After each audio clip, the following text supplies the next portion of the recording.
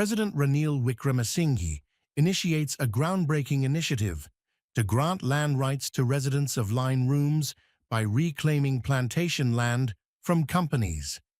Announced at a Nuwara Eliya business meeting, the plan includes housing development, public amenities, and support for local businesses. Also pledges to address social justice issues for Tamil communities and plans a conference early next year. Former MP Dr. Jayampathi Wickranaratne PC, together with his party, the United Leftist Front, will back Samagi Jana Balawagaya, SJB, leader Sajith Premadasa in the upcoming presidential polls. Wickranaratne had been a strong advocate for the adaptation of the 19th Amendment to the Constitution, which enforced restrictions to the powers of executive presidency during the 2015-2019 good governance regime. NPP leader Anura Kumara Dissanayake formalizes his candidacy for the upcoming presidential election.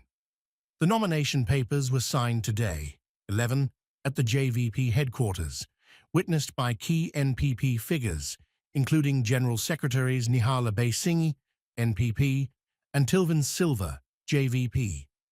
The presidential election is scheduled for 21st September.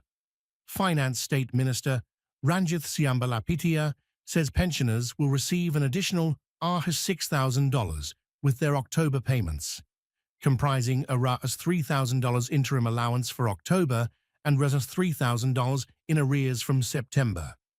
This follows a cabinet-approved proposal presented by the President.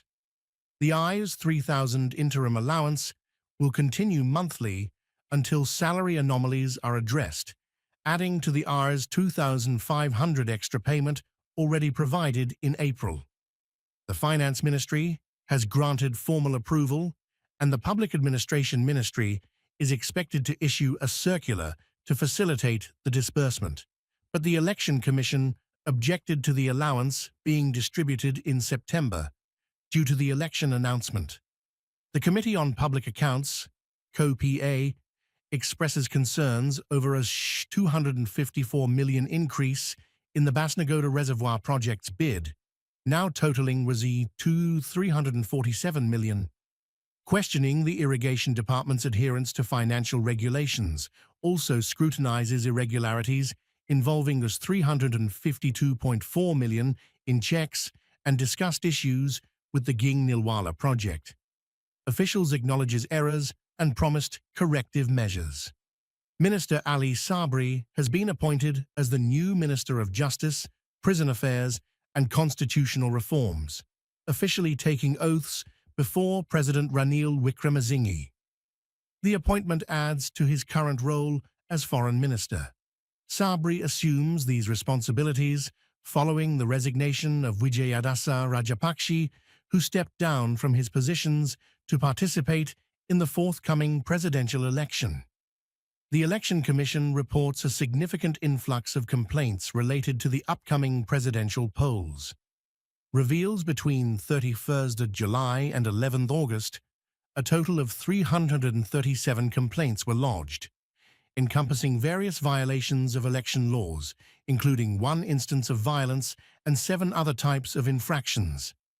The National Center for Election Complaint Management received 220 of these complaints, while 117 were recorded by the District Centers for Election Complaint Management.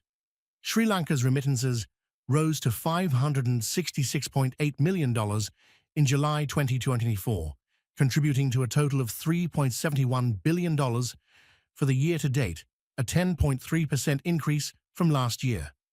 This trend highlights the role of remittances in stabilizing the economy, alongside recovering tourism and eased commodity prices.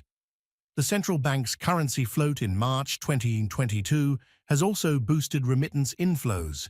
Sri Lanka to formally adopt the Sinhala and Tamil translations of the Geneva Conventions, marking their 75th anniversary. The move aims to enhance awareness of international humanitarian law, IHL, within the island nation. Expected to reflect Sri Lanka's commitment to disseminating the principles of the conventions, which uphold human dignity during conflicts. A commemorative event themed 75 years of the Geneva Conventions. Global and Sri Lankan perspectives will be held on 14th August in Colombo, featuring a panel discussion and a public photo exhibition at BMICH. Sri Lanka's Shamari Athapaththu wins the ICC Women's Player of the Month award for July 2024, besting India's Smriti Mandhana and Shafali Verma. Her outstanding performance led Sri Lanka to their first Women's Asia Cup title. Athapaththu, now a three-time winner of the award, played a crucial role with notable innings and key wickets, inspiring future female cricketers.